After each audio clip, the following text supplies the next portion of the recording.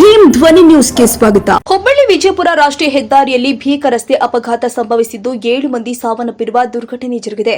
ವಿಜಯಪುರ ಜಿಲ್ಲೆಯ ಸುನಗ್ ಕ್ರಾಸ್ ದಾಟಿ ಸುಮಾರು 6 ಕಿಲೋಮೀಟರ್ ದೂರದಲ್ಲಿ ಈ ಅಪಘಾತ ಸಂಭವಿಸಿದೆ ಎನ್ನಲಾಗುತ್ತಿದೆ.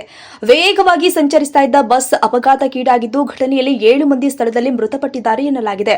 ಅಪಘಾತದ ತೀವ್ರತೆಗೆ ವಾಹನ ಸಂಪೂರ್ಣ ಜಖಂಗೊಂಡಿದ್ದು ಹಲವರು ಗಾಯಗೊಂಡಿರುವ ಶಂಕೆ ವ್ಯಕ್ತವಾಗಿದೆ. ಗಾಯಾಳುಗಳನ್ನು ಸ್ಥಳೀಯ ಆಸ್ಪತ್ರೆಗೆ ದಾಖಲಿಸಿ ಚಿಕಿತ್ಸೆ ಕೊಡಲಾಗುತ್ತಿದೆ. ಘಟನೆಯ ಮಾಹಿತಿ ತಿಳಿತಾ ಇದ್ದಂತೆಯೇ ಪೊಲೀಸರು ಹಾಗೂ ತುರ್ತು ಸೇವಾ ಸಿಬ್ಬಂದಿ ಸ್ಥಳಕ್ಕೆ ಧಾವಿಸಿ ರಕ್ಷಣಾ ಕಾರ್ಯಾಚರಣೆ ಮಾಡಿದ್ದಾರೆ. ಮೃತರ ಗುರುತು ಪತ್ತೆ ಕಾರ್ಯ ಮುಂದುವರೆದಿದ್ದು ಅಪಘಾತಕ್ಕೆ ನಿಖರ ಕಾರಣ ಏನು ಎಂಬುದರ ಕುರಿತು ಪೊಲೀಸರು ತನಿಖೆ ಆರಂಭಿಸಿದ್ದಾರೆ. ಭೀಕರ ರಸ್ತೆ ದುರಂತದಿಂದಾಗಿ ಪ್ರದೇಶದಲ್ಲಿ ಶೋಕದ ವಾತಾವರಣ ನಿರ್ಮಾಣವಾಗಿದ್ದು ಮೃತರ ಕುಟುಂಬಸ್ಥರ ಆಕ್ರಂದನ ಮುಗಿಲು ಮುಟ್ಟಿದೆ.